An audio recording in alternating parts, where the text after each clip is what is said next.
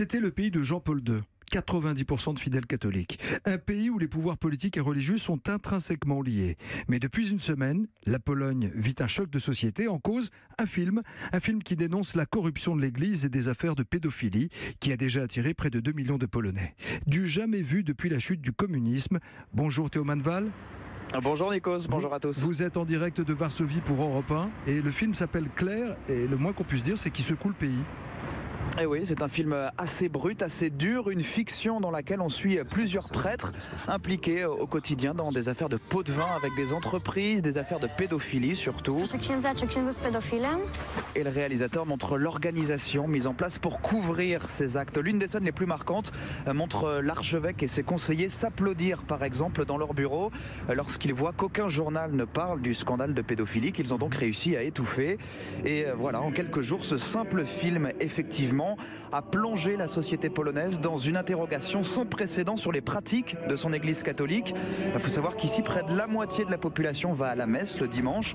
Et à la sortie des messes, on en parle de ce film. Certains fidèles comme Dorota l'applaudissent carrément. Je pense que c'est un très bon film, pour les personnes croyantes aussi. C'est brutal ce qui est montré, mais ça ne me surprend pas. Je sais que ce genre de situation existe. Et je pense que les prêtres qui ont commis des crimes comme ça devraient être jugés comme n'importe quel autre citoyen, tout simplement. Voilà, l'opacité dans laquelle l'Église juge ses propres membres est remise en cause. Mais le film divise aussi dans les paroisses. Maciej, c'est un autre fidèle, refuse lui d'aller le voir et il le voit comme une attaque. C'est mensonger, c'est de la fiction, ce n'est pas un film historique. Il ne s'appuie pas sur des choses qui se sont réellement passées. Il a été fait pour faire de l'argent, on n'a pas besoin de sensationnel comme ça.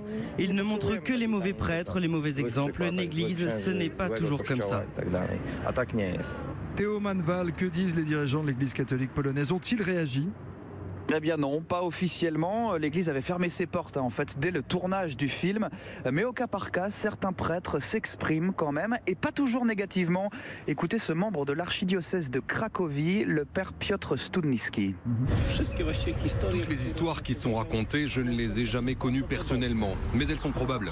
Voir ces images, bien évidemment, ça me rend triste. Mais je ne le prends pas comme une attaque contre l'Église, plutôt comme une chance. Si ça permet au clergé de se mobiliser encore plus contre le problème de la pédophilie, d'en prendre conscience, de l'affronter, alors ça peut aider. Affronter ce problème, prendre conscience, dit ce prêtre. Est-ce que l'Église polonaise a conscience, tiens, pour le coup, que ce film provoque la colère de ses fidèles et peut changer la donne ?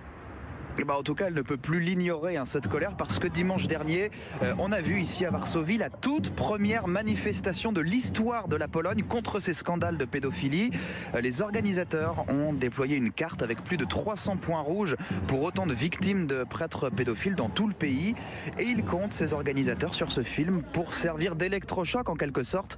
Marek Lisinski préside la fondation N'ayez pas peur. J'avais 13 ans quand j'ai été abusé par un prêtre dans mon village. On a besoin de voir que l'Église change, et pas seulement en apparence. On veut pouvoir assister au procès canonique. On veut savoir combien de dossiers remontent jusqu'au pape, et ce que les prêtres condamnés deviennent ensuite. La société croit désormais les victimes, et plus les agresseurs. Nous avons besoin d'actions réelles. Théo Manval, côté politique, on dit quoi? Est-ce que le gouvernement polonais s'est exprimé depuis la sortie du film?